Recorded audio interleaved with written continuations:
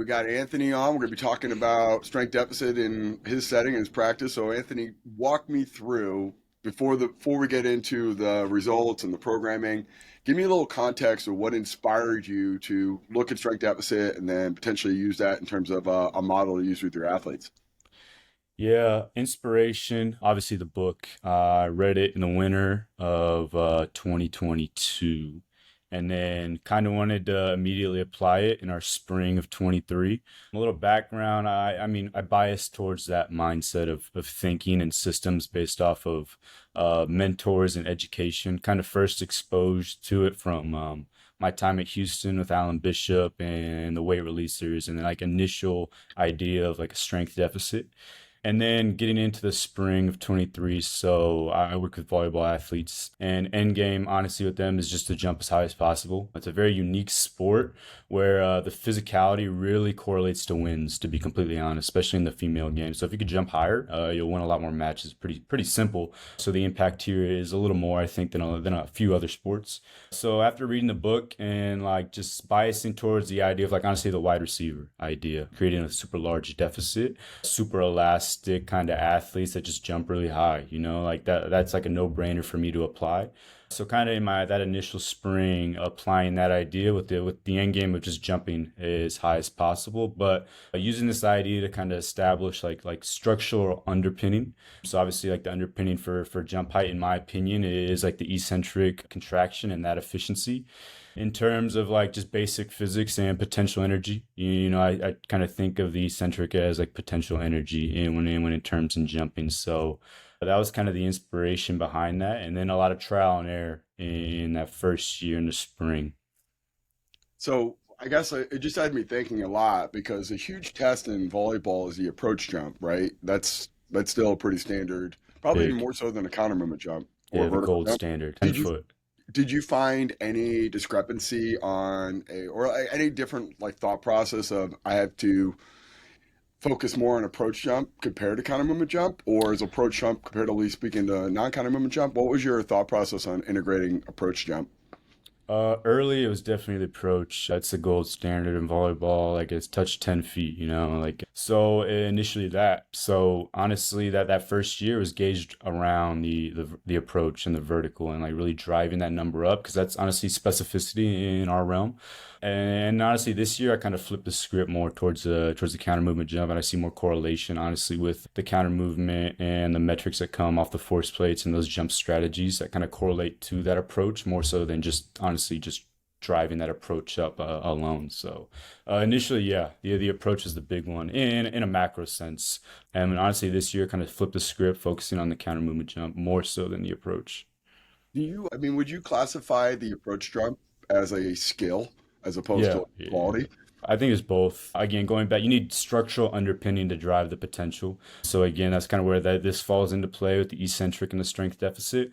But then there's a massive skill gap. It's any movement is a skill, and honestly, how efficient you are in the approach, it really drives the output. There's so many moving parts in it, from like the acceleration mechanics into that penultimate and just timing. It's a beautiful skill when you get it down. It's beautiful to watch it come together.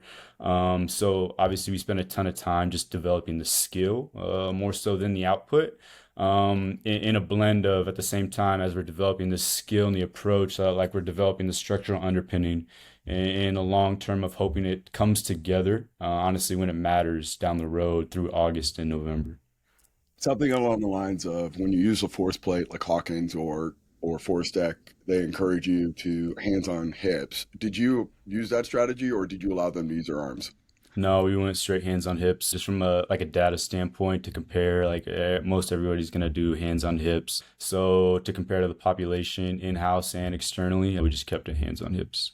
And did you have any, I guess, I mean, this is always a fun one to get into, but any resistance or frustration from the athletes on that?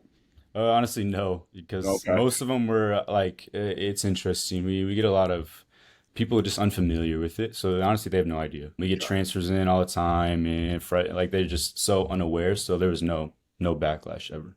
Especially when you throw the metric system at them in terms of the jump height or any Yeah, focus on other metrics like RSI and impulse, yep, they kind of just their guard gets down and they don't really associate I didn't jump 30 inches. Like, yeah, no, it's fine. Yeah, yeah. So yeah, we definitely keep it in the metric system. Honestly, for that idea, when you put it into inches and then your hands on hips and you're seeing like 18 inches, they're like, what? Like, it just kills kind of like the mental aspect, which we obviously is a big player. So we keep it in the metric system. Obviously, explain to them early on, like in meters. We don't even kind of tell them it's centimeters. We just kind of keep it in within meters, and their brain processes it a little different. So obviously, when you're seeing like fours and fives, like they're immediately like they just light up. So we keep it in the metric system, just from honestly the mental aspect. Like you see 18 inches on a jump, and it's going to kill your vibe.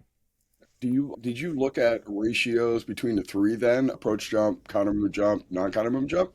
So this is the growth in my realm in this idea. I think I made a mistake early on not doing the non-counter movement jump. Obviously, you want to see the gap. So like there's a lot of moving parts in this. So obviously we have to put a big emphasis on the approach. That's a massive time in my realm. It takes a full day to do like a quality jump test.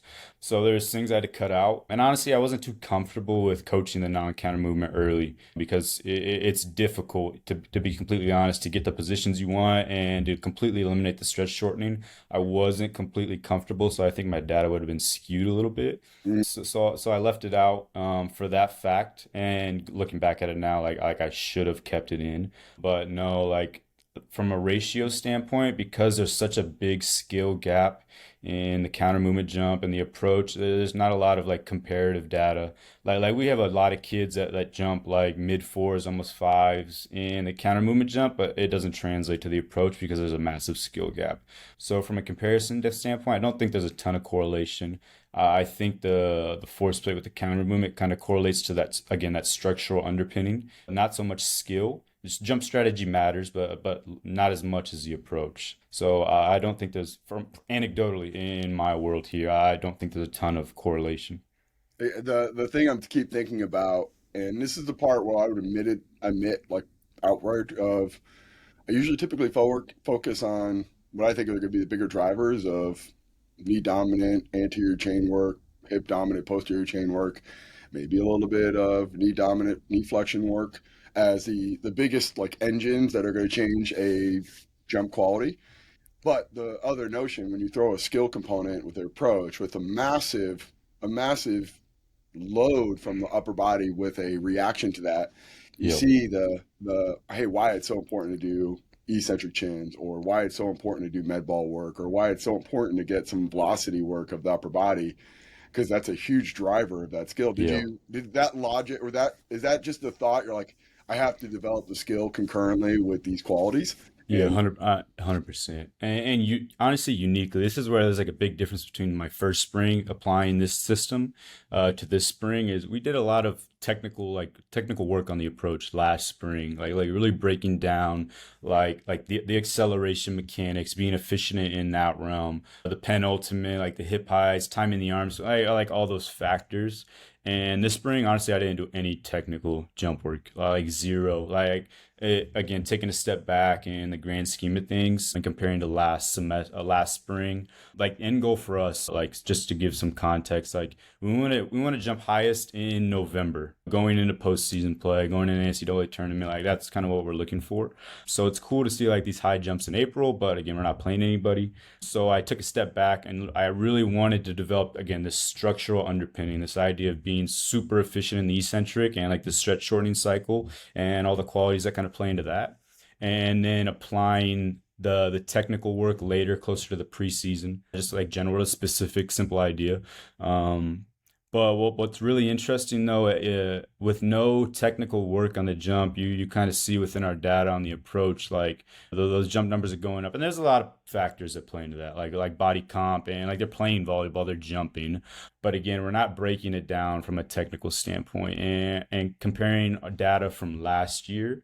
I think we saw a bigger average, even within our kids that have been 3 years in the program that like have quality training in their background, in my opinion, are making honestly big, massive leaps through April. So I think that again, this eccentric emphasis is really a big driver into that because we put no technical skill work in the jump at all. so I'm looking at your results. You made probably a 10 centimeter jump, which is going to be about what 27 to 30% improvement. Yeah, Uh, yeah.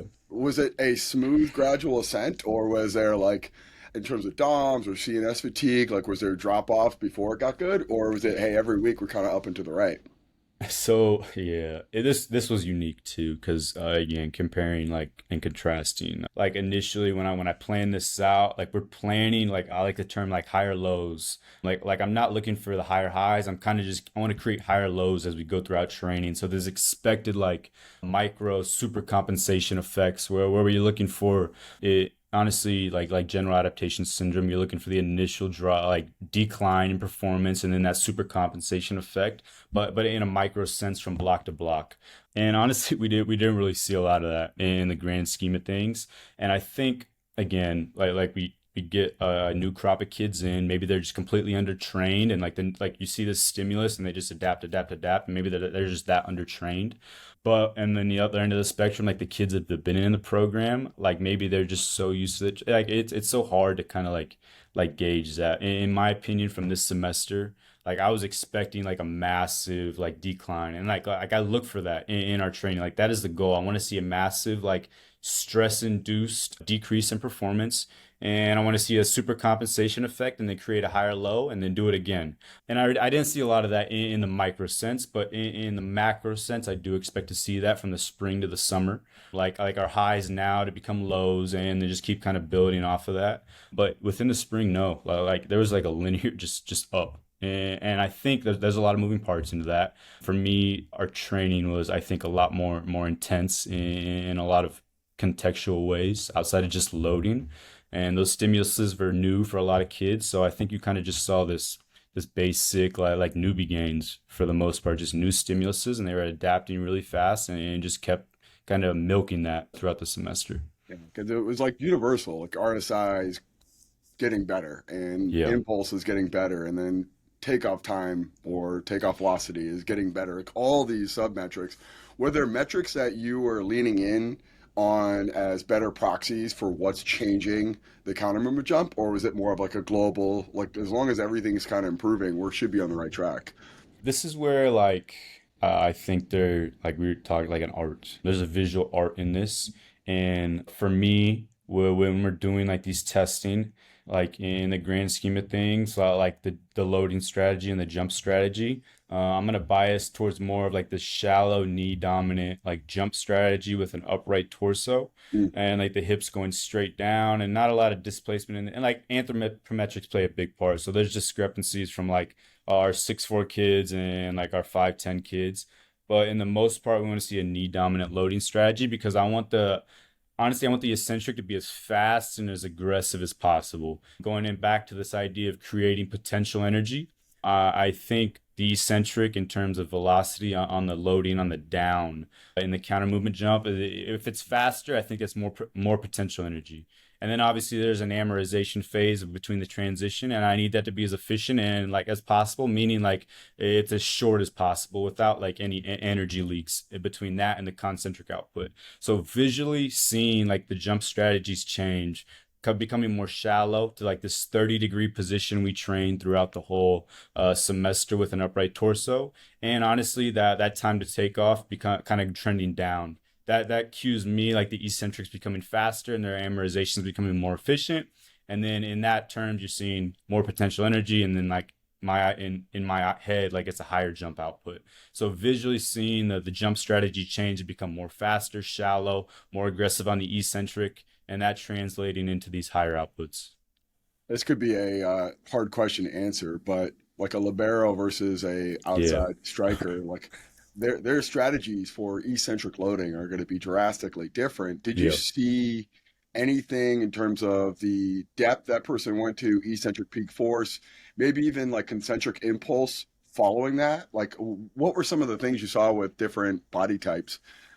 Yeah. So liberos, it's fun. Like, I mean, at the grand scheme of things, like their data on those ends, like not the biggest deal for me. Noisy. Because there's such a different like honestly, in terms of the strength deficit, I would term them in like needing like a smaller deficit because they're reacting so much more and like accelerating so much more from like these static positions, similar like in your book, like offensive linemen and defensive linemen coming from like the static position and just putting a ton of force in the ground and going in a direction.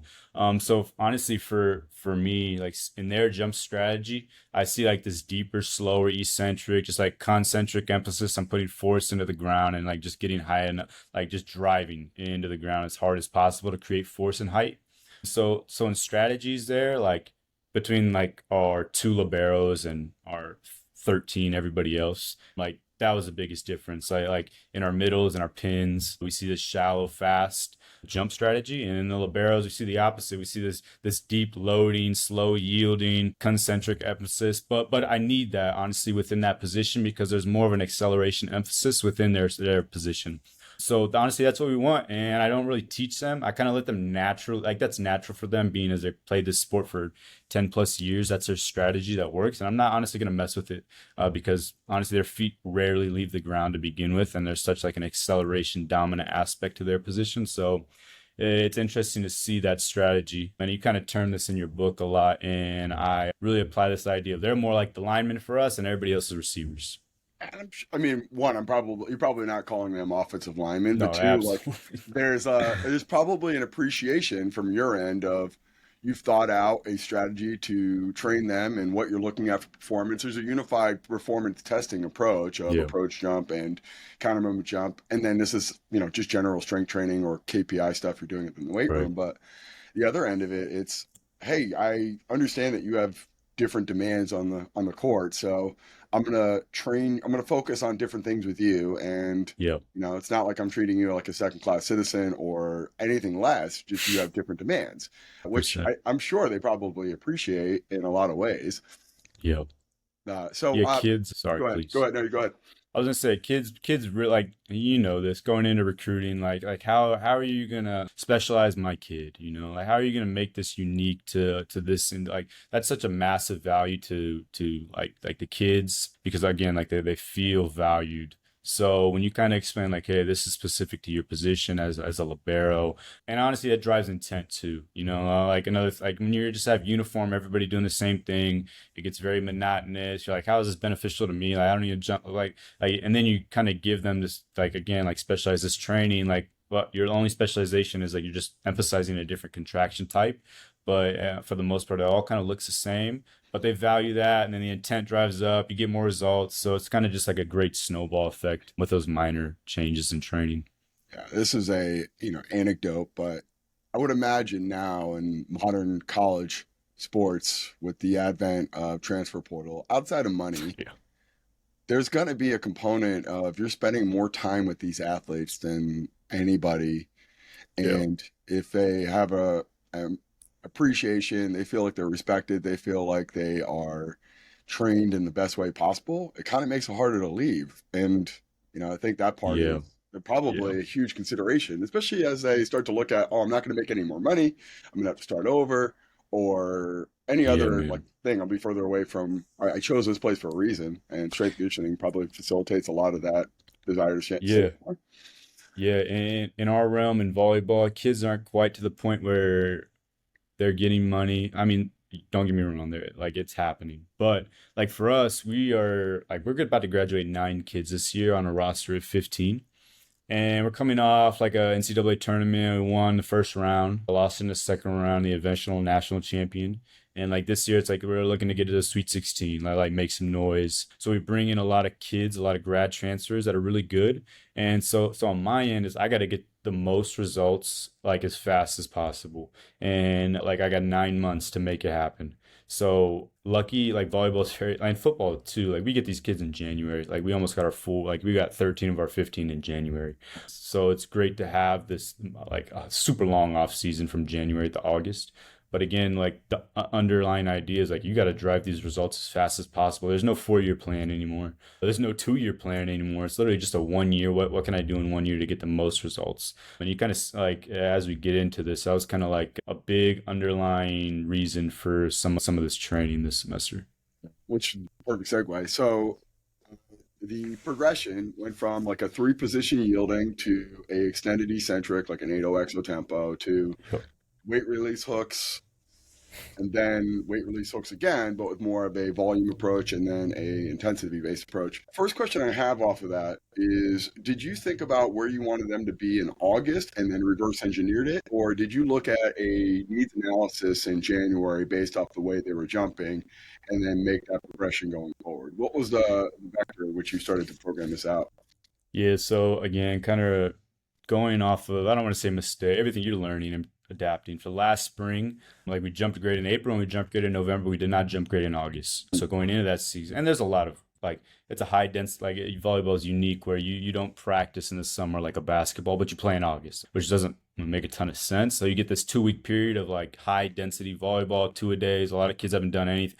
So there's a lot of fatigue that plays into that reason. But so for me, it's like I needed to jump high in April, August, and December or November. So for me, again, working back from August, like you're saying, and then this underlying idea is I got to drive adaptations as fast as possible in like this short amount of time. So I needed to be super aggressive in my training, like emphasis and these mesocycles, and maybe a little like honestly, it kind of could scare some people like getting into weight. Like I mean, it's not for everybody, but there's risk reward there for sure. So yeah, it was working from August, and I wasn't basing a lot of anything off of them coming in January. Like they have a month off. Like we went for literally 12 straight months, January to December, no break. We had a foreign trip in there, so these kids were with us 12 months. Take December off, like you need it, please. So they come in completely undertrained, and regardless of how long like these kids have been in college, they're still like they come in underdeveloped every like regardless of their training backgrounds. So I wasn't basing a lot of stuff off of force plate data or anything. Like they're still undertrained, they're still underdeveloped, they still just need to train hard.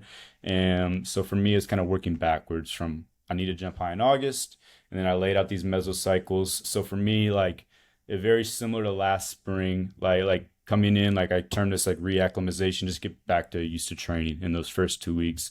A lot of like just basic structural balance, just getting back into what training is, getting used to that environment, and then kind of going into that accumulation one with the yielding isometric 3 point pauses. The biggest thing with that is to kind of create awareness. Positional awareness is a big idea. So for me, like skill within the movement is a big driver. So there's a lot of frequency. Like we're squatting twice a week for 15 weeks. Like it's pretty aggressive. So to get really good at that skill to kind of drive a lot of the stuff we want to do in the summer. Like I need you to be a super efficient squatter and be super efficient within the chin up to do some of the stuff we want to do down the road. So frequency is a big player into that. And then just create positional awareness as fast as possible. So I think 3 point pauses, obviously in like the top 30, the 90, and then the bottom, the complete bottom, full range of motion. I don't stop at like 120. I want to get into that complete end range, and then just being super aggressive in progressing the time under tension from the 4 to each spot to the 6 to the 8. So obviously, like loading externally is limited based off of the time under tension. Like you get to 8.8 second 3 point pauses is tough. Like 95 pounds in the bar, it's really tough. But kind of like a pet peeve of mine in training college, specifically within court sports, is the lack of intensity in training, especially in female athletics and like these court sports, including basketball. I think there's just a overall lack of intensity in training, and it's just become so much managing load instead of just training. So for me, is like if I can just train intensely for 15 weeks, we'll have a leg up on most everybody in America. So for us, there's a lot of value in this culture and training. So it's easy to do that kind of thing. So like yeah, going back to just creating positional awareness, getting in the full ranges of motion, and maybe ranges of motion that are limiting factors. And then honestly, you kind of see some structural adaptations, obviously, like within these like the sarcomeres and these lengthened positions and these yielding isometrics. But for me, it's basic, just frequency and things that matter. So squatting, chin ups, and that's where we're kind of putting a lot of our emphasis in this unique programming. And then going kind of into that first intensification phase with the extended eccentrics and the 80XOs. So in this aspect, we're keeping time under. I love an 8 Yeah, I dude. actually, I actually term Yes, that the Karen method, but that's no one's. probably where I got it. Yeah, yeah. Well, it's like my go-to. Like no one's doing 8 second eccentrics, man. Yeah, I'm gonna call this the yeah. Karen method. It's hard. It's very hard. People don't want to do hard things. That's what it comes down to. No Yeah. doubt. All right, what was the So reaction to that? What was like the hey, we're gonna go an 8 second eccentric? when you're breaking that down in the team, what was their like response to that, like from a body language or even from a like visceral disapproval or like rejection of the this isn't possible? Like what was the initial sticker So shock? yeah, up until like my like reacclimatation, that accumulation one, intensification one were identical to last spring for me. Mhm. So there was a familiarity with our returners. So they knew coming in, kind of like they had prepared. I kind of prep these kids week to week, like what's to come. So it's not a shock on the day, like, hey, here we go, 80XO. And they're like, holy shit. Yeah, Like yeah. no, there's a familiarity. Like it's hard. They know it's hard, so it's like off. But what's unique with if anybody's ever worked with volleyball, like there's a unique I compare it to baseball and probably hockey too. Like there's an understanding of the importance of training, how it translates to their sport and the physical abilities, how that gives them an edge up.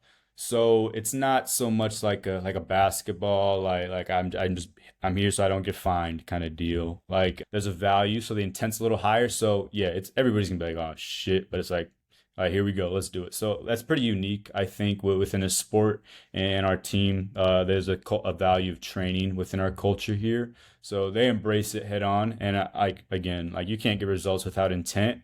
And these kids have a lot of intent. So I think it's like a big driver, honestly, in a lot of this and why I can do this stuff. But 80XO, we get there, we keep time under tension constant and like that rep scheme constant with 3 reps across the board. I'm talking specifically within that squat. The chin up, obviously females, like you're maybe getting 1 to 2 reps at the most, if not doing extended eccentrics from the top down. So within terms of in the context of squatting, ideally we're getting 8 sets of 3, maybe 6 sets of 8, between 6 and 8 sets. That's kind of where we're at, just off a time standpoint and like our like flow of things within our weight room. So the idea is we're gonna drive intensity through external loading. So just kind of like progressive overload week to week. Just there's a little 2.5 pounds, 2.5, like at the end of the day. But there's constraints be based off your eccentric. Obviously, there's a massive skill constraint with the 80XO. Like, can you maintain those positions we've kind of established in accumulation one and be super efficient through on the down? And then there's a concentric, basically a concentric like constraint to like your concentric ability is limited here as well. So you're putting like 2 constraint ends based off your technical ability and your concentric output. So I kind of view this as like a middle like skill expression within the squatting. Where are we at from a skill standpoint in the squatting based off of as we progressive overload this external load? How is that affecting the skill of just a squat with an 80XO? So I think there's for me it's honestly just kind of like where we're at from a skill with this 80XO, and obviously we're driving intensity with loading and 8 sets of 3 like that's it's tough. Like it takes our whole session. Like we're doing it A1 through 3, 80XO, and like 2 other things. Like that's all we're doing with the warm up. So it's tough, but I think from a standpoint of just driving, like just basic, get strong in this skill. Like at the end of the day, you need to do hard things sometimes for a simple logical reason on why we're doing that. Outside of just getting really good at the skill, is they need to be exposed to hard things sometimes. So for us, obviously that, and then like this is at this point in time within the squat where we're contrasting this with altitude drops. So we kind of just both were at a presentation where altitude drops maybe like it's kind of changed my mindset a little bit on like the use of this. But for me, in the grand scheme of things, going back to just underpinning of what we're trying to do, eccentric emphasis, really develop the eccentric contraction in a lot of different ways. And then this idea of the amerization phase, getting super efficient in what I term like this 30-degree position, which you kind of see on our training card. You see a lot of like 30-degree within our positions. I think in terms of taking a snapshot on a jump, you kind of see this 30-degree position at the knee with an upright torso. So for me, this is a kind of introduction to that position with velocity, with the altitude drops. And I think a lot of people do this wrong, in my opinion, is where when you're dropping off of this box, there's a coaching like eye that you need to see. Like I don't want to see an eccentric, like you're riding this eccentric down, like yielding this slow eccentric. I want to see you hit the ground and minimize the movement on the down. So that eccentric contraction is like kicking in and you're seeing this hard catch at 30. Like that's how we term it. When you see a hard catch at 30, absolutely zero movement of the hips, no bounce back from the stretch shortening cycle. And for me, that's if you can get exposed to that early, getting really efficient in the movement of 30 degrees, that in the long term is going to translate to like efficient amortization within these counter movement jumps. So that's kind of like the first exposure for us in that position with velocity. So we're kind of contrasting the slow 80XO with this external load, and then going like no rest right into this like altitude drop off of like 24 to 30 inches at the same like 30-degree position, which I term like a fast eccentric to 30, because honestly you're decelerating as fast as possible and holding. So kind of like you're simulating these high threshold motor units obviously within like the heavy squatting, and then you're contrasting the slow with the fast off of the yielding isometric. So just getting really, honestly, at the end of the day, getting really efficient at the 30-degree position, because that's what's going to translate to really efficient amortizations down the road for us. And that's kind of the idea in the 80XO for me, is skill, and then just start getting really good at that position. And did that have any connection to intensification too, where you did the drop catch? Yes, 100%. Because again, looking down the road, kind of like first exposure to that with honestly the load being velocity, and just getting really good at the positioning. So again, that for me, that's more of a skill there. We're working on the skill at 30 degrees and being able to decelerate that position and hold it and eliminate the stress. Like that's just that's skill work for me. Like that's purely skill work, not so much trying to drive like these adaptations. Like the adaptations are a byproduct of getting really good at that skill right now. So yeah, 100%. Like just looking long term, like you got to be really like anything, like you like squatting too, kind of like with the frequency, getting really good at those skills for the stuff we want to do down the road. If you're not efficient within the skill, I can't get the adaptations I want down the road. So yeah, 100%. Now, one question I have when I was looking through your program, and feel free to be as candid and as personally opinionated as you want in this answer. Yeah. Olympic lifts, not in there. Yeah. Yeah. So, okay, this goes to the way our room is set up. We only have 4 racks, 15 kids. It is time, purely just time. So my previous school, a lot more space, a lot more flow. We did Olympic lift variations, and I think there's a lot of value when you're efficient at it. And you kind of see these same like underlying like fast eccentrics, drop catch, relax, like same ideas, just different apparatus. I think there's value there, and especially with this population, like anecdotally, again, volleyball kids are really technically sound and can really like honestly gauge these things a lot faster than a Oh, it's lot of other super easy. populations. Yeah, it's like one of those Super like easy. groups that you're like, oh, this is why doesn't Yes. everyone do Olympic lifts? And then you look at another team and you're like, oh, that's why. Like it's hard to do, and like with Yeah, large groups. 100%. So Exactly. So I think, yeah, I think I would maybe. I've kind of like come into this standpoint of like, will I ever like, so as long as we're getting adaptations, yeah, I don't really care what we're doing. yeah, and I think the part of, I mean, obviously there's a skill component. Obviously there's Yeah. you got a lot of transfers in starting in January, did nothing in December. There's a lot of variables, right? And you inherit all of their baggage they accrue from the last 4 years and the perception of strength conditioning. But as Yeah. you start to like break down weightlifting and you think about this in terms of like a drop catch or a altitude drop, and just Yeah. the intent, like you got to coach altitude drops and say no, like attack the fucking ground, or Yes. hey, that Yes. ground does, you 100%. don't meet the ground, like, or the ground doesn't meet you, you meet the ground, or like Yeah. whatever verbiage you want to use. Where sometimes they're gonna do it lazy, and you're gonna get that rep for Yes. shit, do it Yep. again. Where weightlifting, there's hard to do lazy, right? I mean, you do see like Yeah. You will vertical, get crushed. yeah, Yeah. yeah, punching the ceiling type of catches, and snatches where they're just bringing it down. But that other Yeah. end of You it get of like folded like a hit the lawn ground, chair. Yeah. absorb, lock in, and then reset. And like I see Yeah. like even like it's definitely like a Alvermeal type of trickle down effect. But anyone from that school that does like snatch and cleans, they have a very deliberate catch, which have Yeah. always said, okay, if I can just hammer that, even if it's like a barbell warm up or even along the lines of just world champions warm up with greens. And if it's good enough for world champions, it's good enough for you. Yeah, man. But I talk a lot about this within like actually on the next book I got. It's, velocity or intent.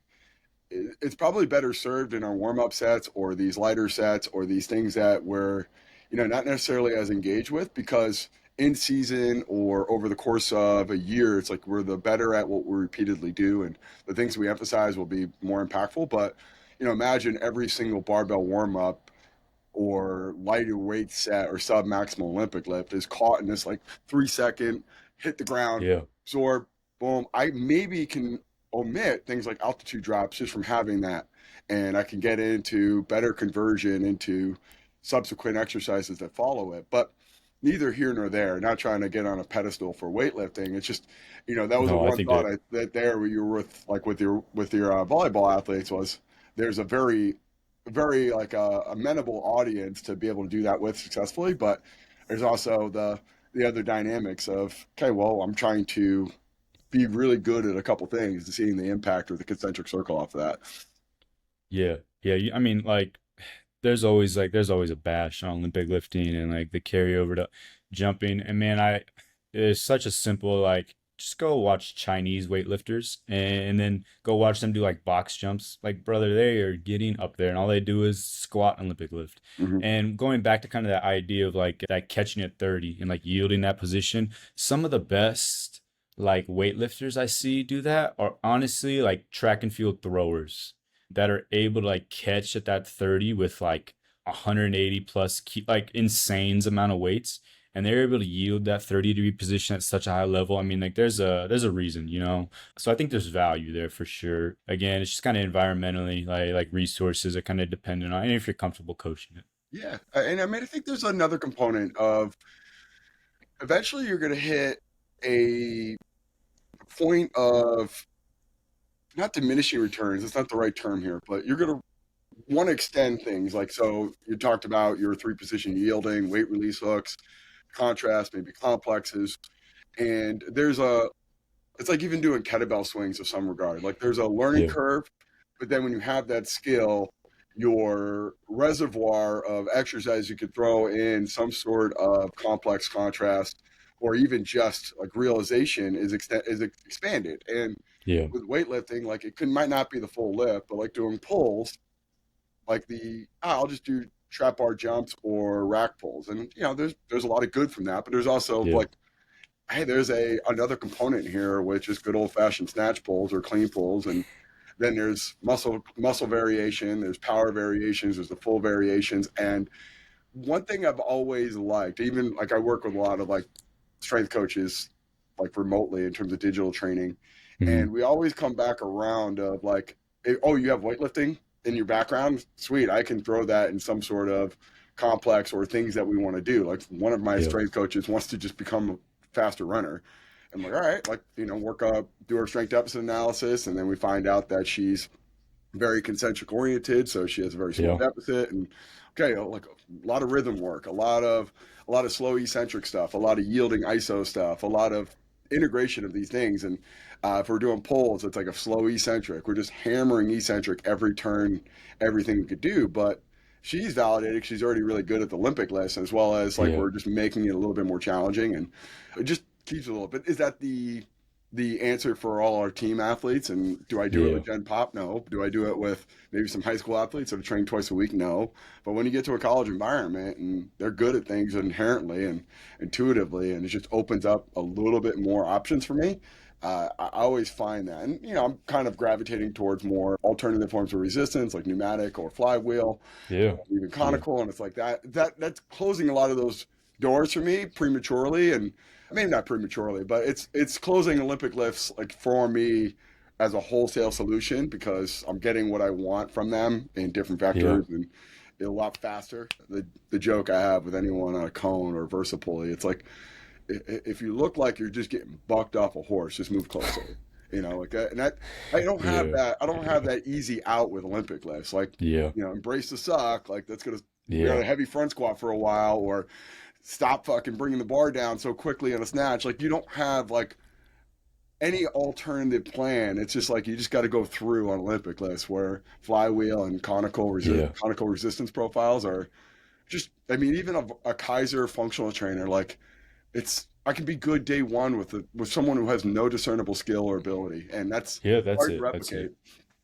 That's completely it. Just the skill component at the end of the day. Like, oh, this is a skill, like in the simplest fashion. And again, like if you got to drive adaptations as soon as possible, the least amount of skill like these people have to do, like sometimes it's the best option. But there's a beautiful component when the skill and like the kinesthetic awareness come together in those Olympic lifts. Like it, man, like there's something different about doing like heavy snatch pulls. You know? Like you're gonna develop a lot more. Like at the end of the day, like you want to drive some serious like adaptation in your posterior chain. Like sometimes that's the best option. Yeah. Just heavy ass snatch pulls. Like you're gonna feel everything from your Achilles up to your traps. You know, like at the end of the day, like sometimes that is the best option for some people. But like there's a time and a place for sure. I think being completely open minded and when it comes down to skill, like sometimes there are better options. But at the end of the day, like those things have a time and a place for sure. The other part, and this is my bias on a lot of it, and this is way off topic, but when I'm in a head strength coach or some sort of director for the last 15 years, and I tend to view the programming that the staff I'm in charge of or responsible for as all right, if they're really young, if they're really like getting acclimated, like I think it behooves them to simplify the program and be very conservative.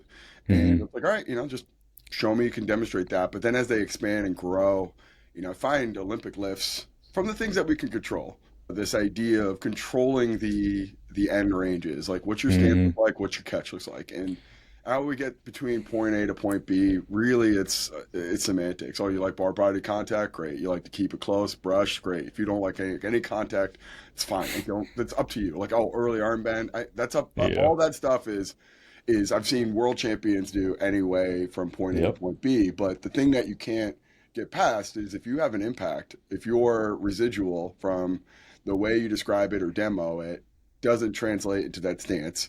If you see like basically people look like a scared cat in their initial stance or first pull position? Do you Yeah. have like any kind of lateralization? Like, all right, we're gonna go off blocks, or we're gonna go from the hang, or Yeah. we're just gonna hold them accountable. Like push your belly button forward, pick your sternum up, eyes straight ahead, pause definitively before you pull.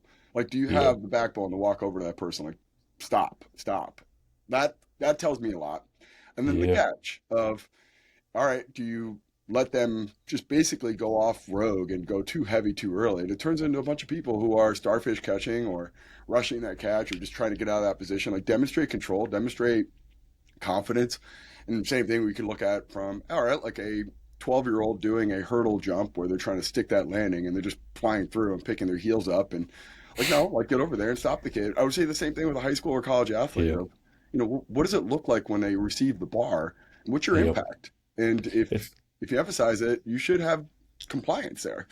it's the lost. Honestly, it's just at the end of the day, just the lost art of coaching right now. Like you see such output driven, like just people, and Hmm. it's by any means get the bar up. By any means, like at the end of the day, like you're getting the X amount of weight, which is great. Like you're getting these massive outputs, but in terms of driving, like if you want to drive like really specific adaptations that you can quantify as transferable, like you have to be as technically sound and coaching like the shit out of these things. Yeah, Like you're saying, like just backing off and like, hey, you got it up, who cares? Or like you got it up, but like it needs to be like XYZ. Like we need to bump it down. You're technically not sound. Like again, are you able to have that kind of confrontation at the end of the day? Because you got to like it's a lost start. You see it all the time, man. Just such output driven, data driven, like at the which is great. Like you're getting results, but could it be more because they're technically more efficient? And can you quantify this? And actually, like, we can go down the rabbit hole on this for sure. but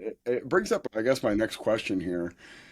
And apologize, it's off our list. But did you use within these methods any velocity based tracking, or did you, for let's say that when you were doing your altitude drops, bring out the Hawkins and have your athletes go on that? And was there, hey, like a critical drop off point you were evaluating off of concentric bar speed or Mhm. even like eccentric landing forces?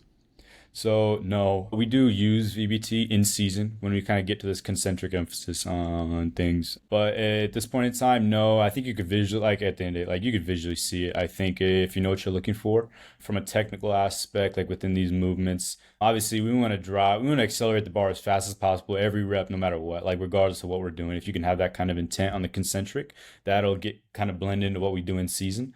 But as far as like the altitude drops, going back to like what we talked about, I didn't do it with our athletes because being only having one set and just like the time constraints. Kind of before I like program these things, kind of run it on myself, and like when I was trying to determine like these perfect like heights for the boxes and like you're saying, finding its critical drop off, I was doing it on myself on the plates And I kind of went down the rabbit hole. Like I found this like sweet spot for like this 24 to like 30. And I know like we just had with Ben was talking about like I think it was like 10 to 20% over like your counter movement jump height. I will kind of go forward, kind of look at that, but at the time I was not. I was kind of going based off my like just kind of critical drop off point and kind of just based off these kids like jump heights and their just like efficiency. But I found like going back to this idea of yielding the eccentric and in terms of just like the force you're putting into these things and like this efficient like hard drop catch it at 30 no movement, the obviously you can like common sense like that yielding the eccentric down, there's so much less force into those force plates obviously. And if we're like in terms of talking about force and efficiency and like the drop and that hard catch no eccentric yielding, like it was almost double the amount of force regardless of height. So that's kind of like what my biggest takeaway off of the force plate was. Not so much like a critical drop off. Like obviously there's a point like you get like to the mid 30s and like I think it comes down to just the skill of it and like honestly the fear of dropping to be completely honest. But no, to be honest, no like electronic like feedback with that stuff. A lot of it was just coaching eye, to be honest. So, in terms of supportive data here, you share the body composition. Yeah. Uh, I mean, one like that's you can definitely tell like a significant impact from just the training and the point of emphasis. I guess my point being, or my question would be, how much do you think was a supportive factor for the counter movement jump results that you got? It's obviously massive. At the end of the day, the leaner you are, the more potential to jump higher. And we preach that. And very uniquely within our program that our staff and head coach do a great job of is putting a big emphasis on nutrition. I think honestly, like I don't know what a lot of volleyball programs around the country do. I do know what a lot of basketball programs do, and I think in terms of the nutrition we're doing with our volleyball program is like top tier in all court sports from a supplementation standpoint and just honestly feeding them. So we put a bit massive emphasis on nutrition from just like a health standpoint, and then obviously body comp, and then the carryover to just potential athletic ability. So yeah, it has a massive impact. And that's kind of why you see such drastic results. Because again, having grads and like newbies come in, they've never had supplements, they didn't get fed, and then like you get into this training and then just like you getting like quality nutrition, like it changes your life pretty drastically for the positive. Even our kids that have been here for 2 3 years, you're still seeing this like massive like jump in performance and like body comp because of just like the lifestyle beforehand. Like it doesn't happen overnight. It takes years to really get to where we are. And you kind of like there's a kid on there like that every like time we test is getting better, better, better. And she's been here for 3 years. So I think it goes into like again, like it's a lifestyle factors change. It's not like an overnight we can quick fix it with a couple power packs and like beef protein, you know? Yeah, Um, yeah, so yeah. yeah, it's a massive part, but it's also a massive emphasis on our program. And so uniquely, a couple things like working with volleyball athletes, like just it's pretty common sense. Like these kids are in spandex, so they want to. There's like a subconscious to look a certain way. So they're already going to be a little aware of their environment and what they eat. So that's why you kind of can drive some of these adaptations in body comp. And then we have some correlative data to that we've kind of established and we're continuing to build out over this short amount of time. So any kid going into a Vertec that's touching like 10.5 plus for us, that's under 6'2" because we want anthropometrics matter. Obviously, like a 6'4" kid touching 10.5 isn't it like it goes like length, limb length, and all these kind of things. But any kid that touches 10.5 plus for us have this correlative data. They're sub 20% body fat, and then their skeletal muscle mass is like in the mid 70s. So, and that's kind of constant across the board for any kid under 6'2" that's touching 10.5 plus. So we put an emphasis within that to kind of look like we don't tell kids they need to be XYZ, especially in the female realm. They do a great job of handling that on their own, and we just kind of like have this correlative data that we share with them, obviously, and kind of give them background to like, hey, if you want to touch 10.5, here's what these kids that are touching 10.5 are doing. But we have this correlative data that we're continuing to build out over time. There's a lot of moving parts, but in terms of body comp, it's a big player, and that's pretty much a constant within our highest jumpers.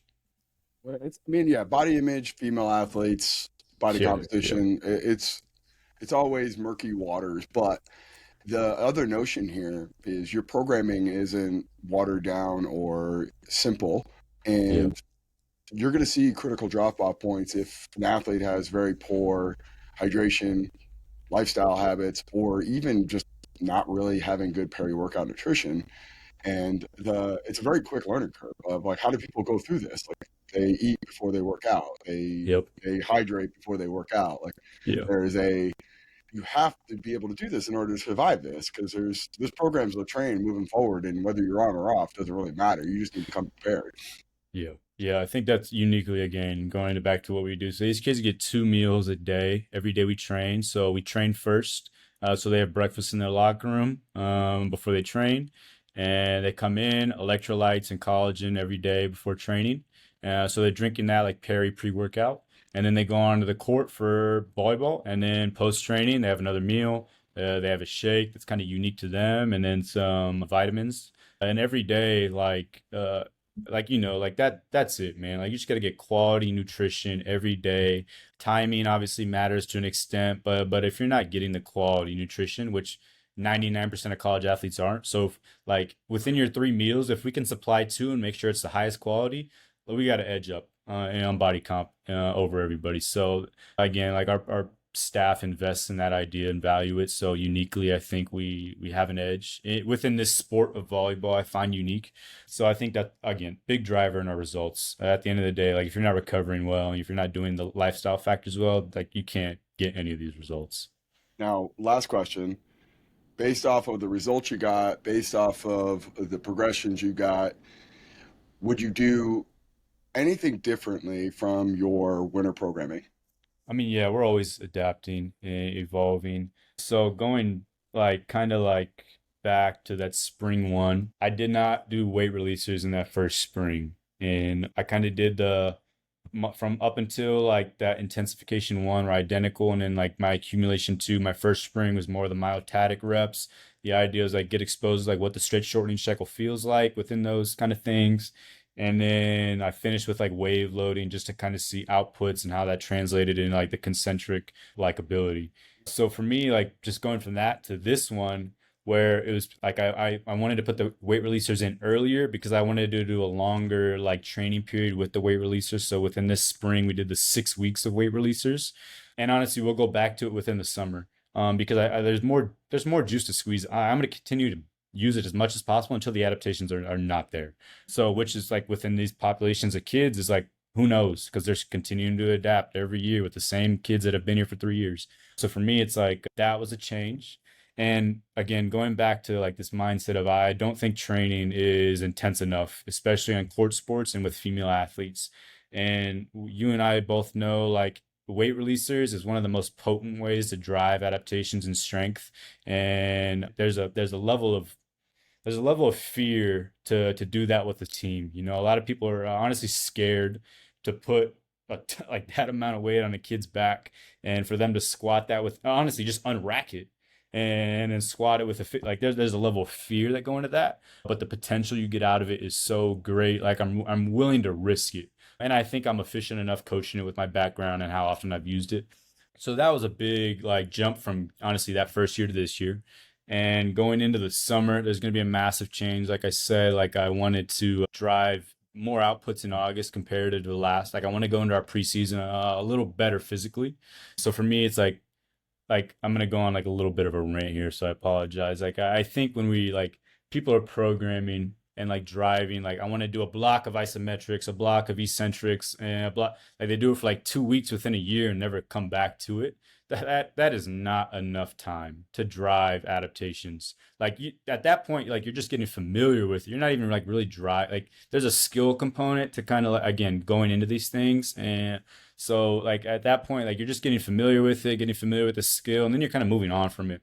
Like for me, it's like imagine the adaptations you can get from doing 15 weeks of eccentrics, 6 months of eccentric. Like until like you're not adapting anymore, like why go away from it? And for me, that's kind of the mindset going into this year is like understanding the potential that the eccentric contraction has within jump potential and the ways to program these eccentrics and the variety you can get with like the yielding, the extended eccentrics, the velocities on the drop catches, and like there's so much variation. But at the end of the day, the emphasis is the eccentric contraction. And when I can get that contraction as robust as possible, that's what's driving these again. It's like architecture. You're building a building. You need like these bases. You need a structural underpinning to drive like your end result. And for me, and in this sport, my structural underpinning is the eccentric. So for like that's why we're putting such a massive elongated emphasis on it. So for me, that's kind of the biggest difference from the year one to two is honestly just being a little more aggressive, a longer loading period with the weight releasers, and different variations with the drop catching, which is like that. You want to talk about fear? Like that is putting like 110% on a kid's back and telling them to completely relax themselves and then recontract at 30 degrees and not let that move. And these like come on, like if I had administration walking in when I was doing that, I probably wouldn't have a job anymore because the amount of risk. But the reward is so great, and you can kind of see it within our data. Which is again anecdotal. There's a lot of moving parts, but when we were doing those drop catches with the weight releasers, you kind of see this massive like burst within our counter movement jump on the force split. You see those peaking, like you see that peak of jump height for our averages. And in the same period of time we were doing the drop catching, like again, I don't want to say it's because of that, but obviously there's a player into that kind of stuff. So that's kind of like the biggest change for me, and I'll continue to adapt this throughout the summer. Like even the seminar we went to, I'm gonna adapt a lot of the stuff based off of that seminar into my summer training, specifically with like putting an emphasis on overcoming isometrics and like these high forces. And like something I really want to get into, but I'm not comfortable enough yet, is like the flywheel within a team setting. Like that's something I wanted to do this past spring, but again, just like it's pretty difficult to do that within a team setting and that to be efficient. And I wasn't comfortable enough. So that's kind of why I went to the drop catches with the weight releasers, because I think it's very similar. So yeah, I mean, there's a lot of change every year, every month. Like even as I went through this, it's continuing to adapt. For me, I have this big macro, like this is like from points of planning data.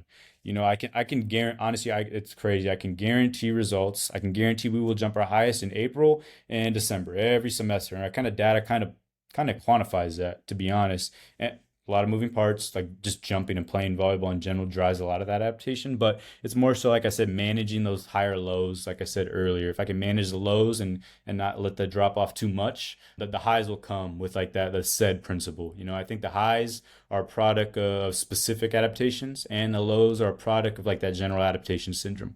So I went on a little bit of a rant there, but yeah, I think I'm continuing to adapt every month, every day. Like my mindset changes with these things. So for me, this year, it's elongating the eccentric emphasis out through this whole semester. That was it. And we'll continue to progress it throughout this summer and kind of start to sprinkle in like this isometric idea within the omni contraction. But yeah, it's going to continue to evolve every year. It's going to be different. Who knows? I might do weight releases for 3 months straight. And get super crazy. You never know. But yeah.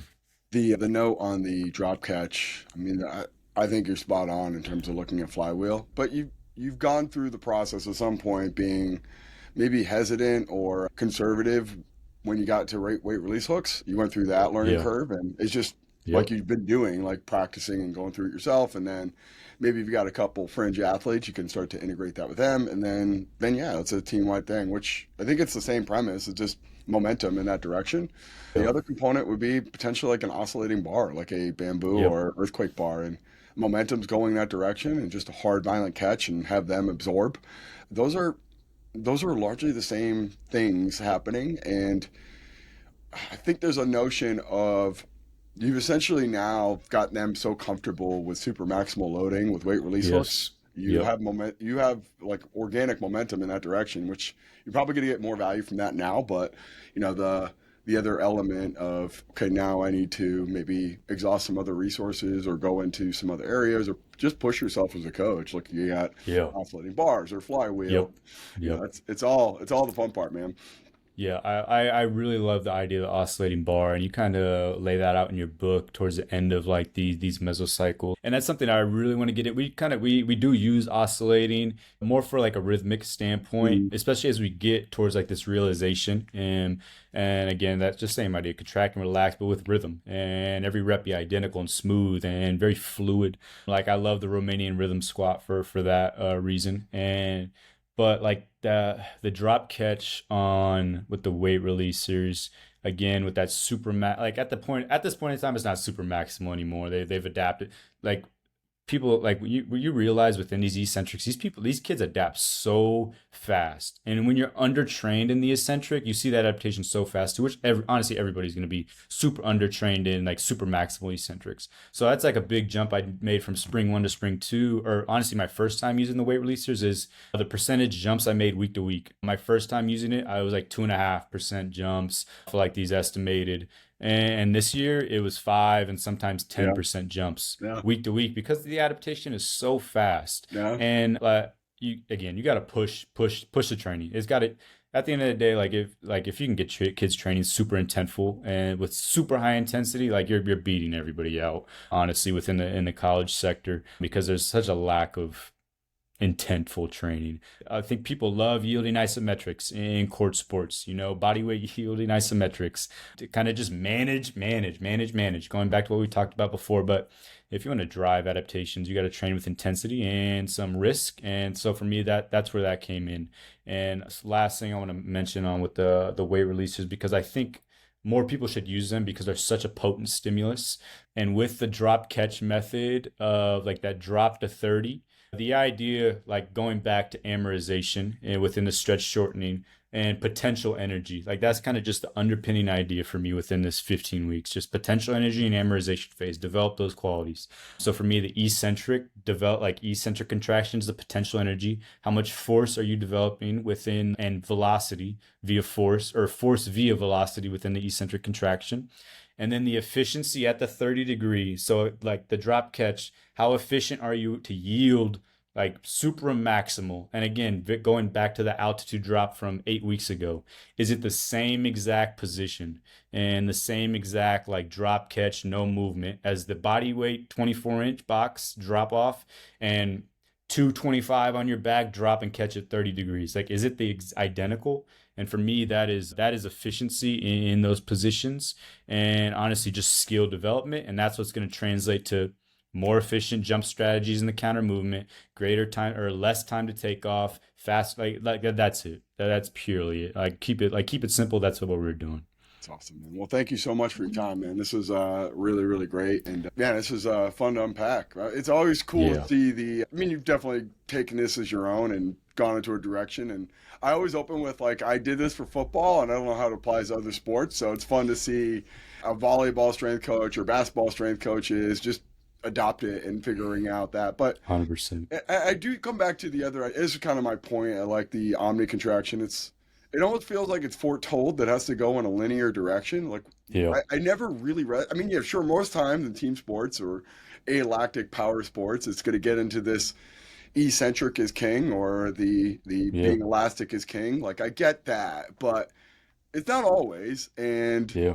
we should have some sort of vector that we understand is conducive to the sport, right? Like you're training your liberos differently. I'm training offensive Yeah. linemen differently. Yeah. 100%. If you got a sumo wrestler, like what would you do with them? And Yeah. like I'm sure you could argue they need to absorb force, yeah, and that might mean some sort of GPP of eccentric, but concentric It's seems just to be the king overcoming right there. force. Yep. And like I don't know, like I feel like that like notion it has to go finish in Yeah. that particular order just seems Yeah, it's that, and that goes back to just like the direction of this field. Like there needs to be more thought out, like logical reasoning outside of just outputs and by any means necessary get outputs, which are great. Like you need these outputs to quantify what you're doing and track improvement. But the ceiling is higher when you get more into like these weeds of contraction types and like individualization by contraction types and like it needs to be more thought out in my opinion, especially in the college field. I think it's a massive advantage and when you can and you kind of see it with some of these, but the strength deficit, yeah, it's great. It's a great system you apply a lot of like just theory, like not, it was like, how do I apply this stuff? And you laid it out within a great system. And like you see, like I follow it for the most part almost to a T, like with 3 point, the extended, like the, and it works great. The results speak for itself. Like at the end of the day, like it's a potent system. I think more people should be using. Man, testimonial if I ever heard Yeah, one. Thank you so much, man. of course. Appreciate it. It's the truth. All right. Thank you, brother. Yeah, thanks, Tim. I appreciate it, man.